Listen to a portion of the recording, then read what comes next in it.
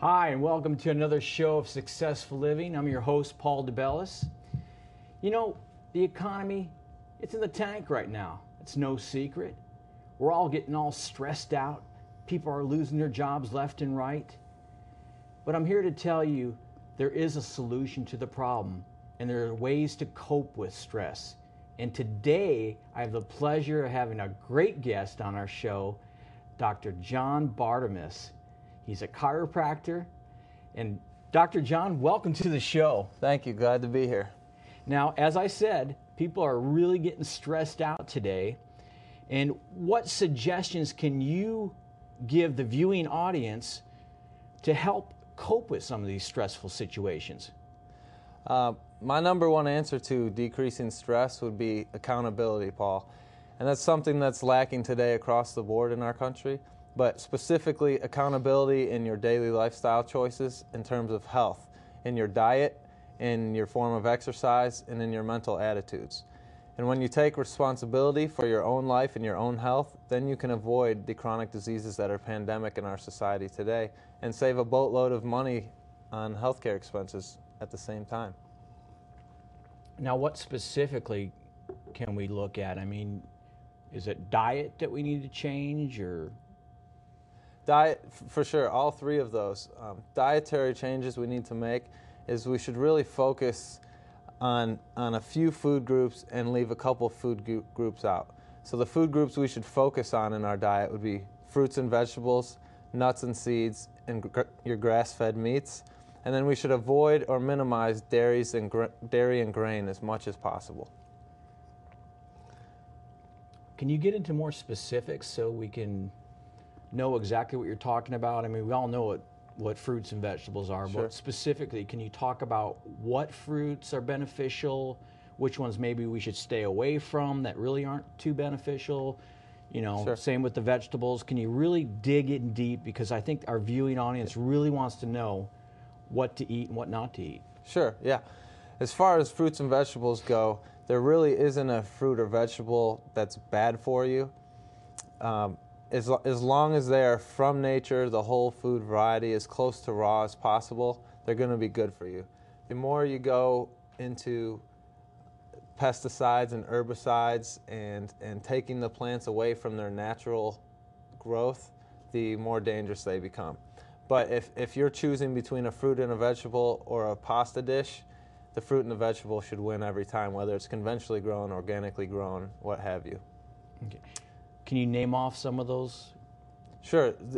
As far as vegetables go, you want to focus on your dark-colored vegetables and your dark-colored fruits. But vegetables, you want your green leafy vegetables such as broccoli, kale, spinach, collard greens, mustard greens. All of those plants are high in phytonutrient value and bioflavonoid value, and they have anti-cancer properties. So as much of those as you can eat as possible, the better. Now, what form should you eat them in? I mean, I've heard, pros and cons. People say you should eat it in the raw form. Once you go ahead and cook them, they lose their nutrients. Mm-hmm. Can you really, dig into that a little bit deeper for us? Yeah, and there's some wisdom in that statement. The closer you can get to nature, the better.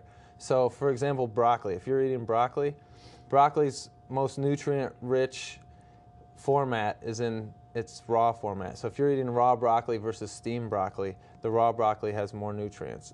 Anytime you heat a food, whether it's a fruit, vegetable, meat, what have you, the heating process actually kills some of the nutrients. So yeah, if you can pick it out of the ground and eat it like that, that's the healthiest version of it. And it's not hard to digest eating it raw? No. Actually, part of the broccoli you're not going to digest. It's insoluble fiber, meaning your body can't digest it, but that's healthy for you because that travels through your GI tract and kind of acts as a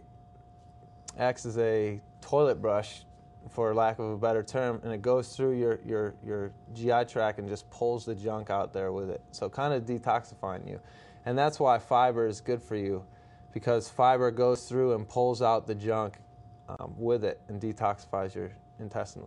So green leafy vegetables are high in fiber? Yep.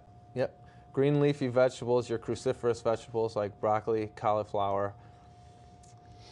And while we're talking about fiber, I'd like to say there are good fibers and bad fibers. So you can see on a package of spaghetti, it'll say 5 grams of fiber per serving, and that's not really the fiber you're looking for. The fiber you're looking for is a plant-based fiber, because your body can't break that down for the most part, and so that'll go through and scrub your pipes clean. Versus the fiber in the pastas isn't the same substance. Your body can break that down some, and it's not serving the same purpose. So it's not cleaning your intestinal walls. Yeah, not as well. That's a more soluble fiber that your body can break down, and you know.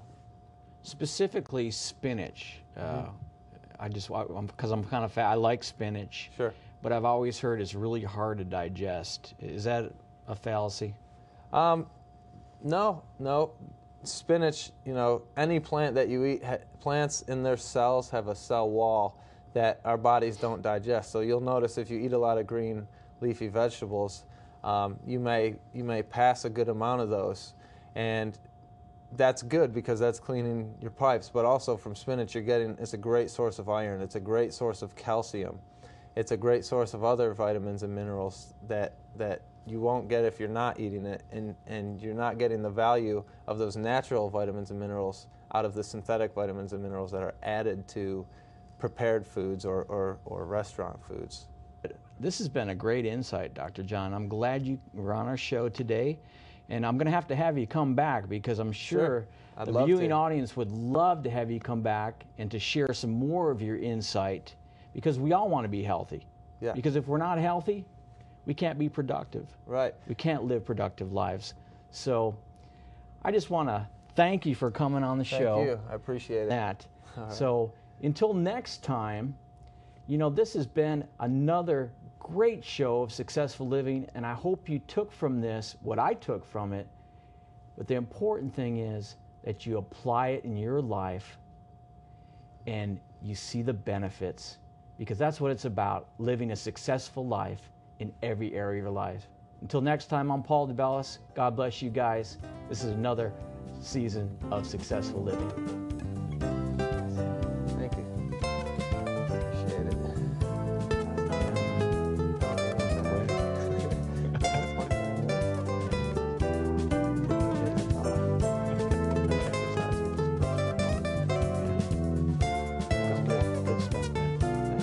Good stuff. Next season.